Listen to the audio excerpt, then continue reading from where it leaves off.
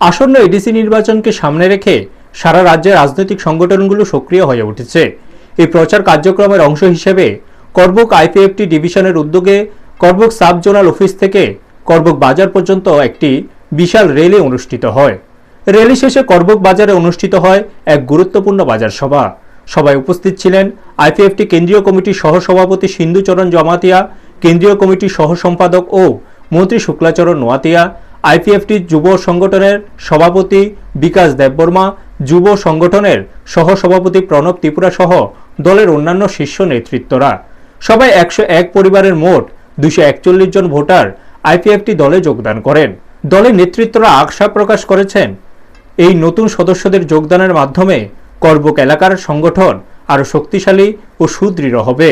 Bureau report, news Tatkal 24।